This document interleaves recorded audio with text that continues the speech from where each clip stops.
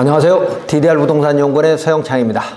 이번 시간에는 부동산 용어 해설 49번째 대지와 대의 맹지 설명하도록 하겠습니다. 대지와 대는 다른 개념입니다. 대는 28가지 지목 중 하나로서 지목이란 공간정보관리법 구지적법에 의하면 토지의 주된 용도에 따라 토지의 종류를 구분하여 지적 공부에 등록한 것을 말하는데, 우리가 토지 투자에 있어서 지목의 중요성은 그 지목에 따라서 개발 조건이 까다로울 수 있기 때문이고, 또 지목에 따라서 가격이 다를 수 있기 때문이고, 특히 농지나 산지인 경우에는 지목 변경을 하려면 전용 부담금이 들어가기 때문입니다. 자, 그리고 대지란 건축법의 용어로서 건축허가를 받아 건축물 공사를 할 수 있는 하나의 건축 부지를 말하는 건데, 지목이 아니고요. 대지는 건축 부지다 이겁니다. 대지란 건축하기 위해서 한 필지 전체에다가 건물을 짓거나, 아니면 한 필지의 일부만을 분할해서 건축물을 짓거나, 또는 두 필지, 세 필지를 합해서 건물을 짓는 경우도 있죠. 그래서 그런 건물을 지을 수 있는 공간, 하나의 건축 부지를 대지라고 말한다는 겁니다. 여기서 우리가 대지와 대를 구분해야 되는 이유는, 어떤 토지를 건축할 수 있는 대지로 만들려면 그 토지의 지목에 따라서 절차가 크게 차이나기 때문이죠. 예를 들어서 지목이 대인 경우에는 곧바로 건축허가를 신청할 수 있지만, 물론 개발행 허가를 받아야 될 경우도 있습니다만, 만약 지목이 임야나 농지는 전답 과수원이 농지잖아요. 임야나 농지 등에 건축을 하려면 임야는 건축허가 이외에도 산지전용허가, 개발행 허가를 같이 받아야 하고, 농지에 건축을 하려면 농지전용허가와 개발행 허가가 추가되기 때문에 지목이 대인 것과 대가 아닌 대지는 차이가 나는 거죠. 그래서 지목이 대인 대지에 건축허가를 받으려면 쉽지만, 지목이 대가 아닌 임야나 농지에 건축허가를 받으려면 형질 변경과 개발행 허가를 통해서, 농지 전용을 통해서 대로 바꾸는 절차를 먼저 밟아야만이 건축허가가 가능하다는 겁니다. 또한 이런 허가에는 각각 진입로 조건이 따로 있는데, 이 진입로 조건을 충족하지 못하면 결국 건축허가를 받을 수 없는 맹지가 돼서 대지가 되지 못하는 것이죠.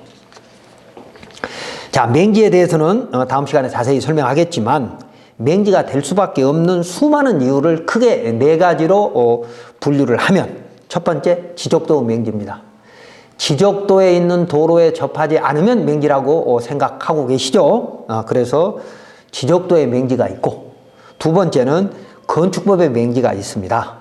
건축법 2조 1항 11호 기준에 맞지 않는 도로는 건축법 도로가 아니기 때문에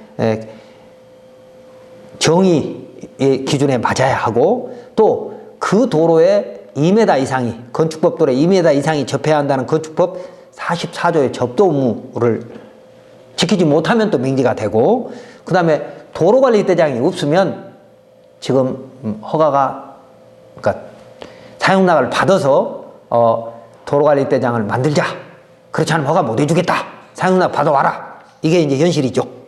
그 다음에 세 번째는 주차장법의 맹지가 있습니다. 부설주차장 기준에 안 맞거나 출입구 폭에 안 맞거나 노예주차장 기준에 안 맞으면 맹지가 되는 거죠. 그 다음에 이제 개발법에 의한 맹지가 제일 중요한데요. 국토계획법에 의한 개발행 허가 기준에 맞지 않으면, 물론 도시계획 심의를 받아야 될 경우도 있을 수 있죠. 그래서 통과하지 못하면 맹지가 되는 거고, 도로법에 의해 도로점령허가, 도로연결허가를 통과하지 못하면 개발법에 맹지가 되는 거고, 그 다음에 기타 도로 관련 법들이 굉장히 많습니다. 그런 법 기준에 맞지 않으면 맹지가 될 수 있는 것인데, 자, 예를 들어서 주거지역의 토지는 대부분 지목이 대이므로 형질 변경 허가를 받을 필요가 없지만, 도시 외곽의 경치 좋은 녹지지역이나 비도시 지역에 전원주택을 지을 경우 그 토지의 지목이 대가 아닌 임야나 농지, 전답 과수원을 말합니다. 농지에는 건축을 곧바로 할 수 없고 지목을 임야 또는 농지에서 대로 바꾸는 절차가 선행되어야 합니다. 다시 말하면 지목이 임야인 산지에 전원주택을 짓고 싶으면 먼저 산지전용 허가를 통하여 지목을 임야에서 대로 바꾸는 절차를 밟아야 하고, 농지에 전원주택을 지으려면 먼저 농지전용 허가를 통해서 지목을 전답 과수원에서 대로 바꾸는 허가를 받아야 합니다. 이런 대지의 지목을 형질 변경 허가 없이 곧바로 건축할 수 있는 대로 바꾸는 절차에는 건축 허가 이외에 전용 허가와 형질 변경 목적의 개발행위 허가가 있고, 필요시 도로 점령 허가, 국유재산 사용 허가, 농업 생산 기반 시설 사용 허가, 하천 점령 허가, 사도 개설 허가 등이 같이 있습니다. 이런 허가에도 진입로 규정이 따로 있는데 대부분 건축법 기준에 맞게라고 규정되어 있으나, 보존 산지 등 임야의 진입도로를 신설하는 경우에는 산지관리법에 엄격한 규정이 있는데, 이런 산지전용 허가의 진입로 규정, 개발행위 허가의 진입로 규정을 충족시키지 못하면 결국 건축허가를 받을 수 없는 맹지가 되는 것입니다. 자, 허가의 종류 한번 볼까요? 왼쪽을 보면 크게 건축허가, 토목허가, 환경허가로 나눌 수 있습니다. 건축허가는 건축법에 의해서 허가 또는 신고를 받는 것이고, 토목허가는 개발행위 허가, 국토계획법에 의한 개발행위 허가와 농지법, 산지관리법에 의한 전용 허가를 말하는 것이고, 환경허가는 자연재해 대책법에 의한 사전재해 영향성 검토와 환경영향평가법에 의한 사전환경성 검토를 말하는 것입니다. 물론 환경허가는 5,000제곱미터 이상의 면적을 개발할 때만 적용되는 것이기 때문에 우리는 통상 건축허가와 토목허가를 전원주택 하나 할 때는 말이죠, 받는다 이렇게 생각하시면 되는데, 그때에도 도로점령 허가, 도로법에 의한, 만약에 도로법도로 연결을 하려면 도로점령 허가, 도로 연결 허가를 받아야 되잖아요. 그 다음에 이제 지목이 도로이지만 국유재산인 경우, 지목이 도로인 경우는 국유재산 사용 허가를 받아야 되는 거죠. 그리고 농업생산 기반 시설 허가도, 사용 허가도 있을 수 있고, 국어점용 허가를 말합니다. 하천 점용 허가, 소하천 점용 허가, 사도 개설 허가 등이 있습니다.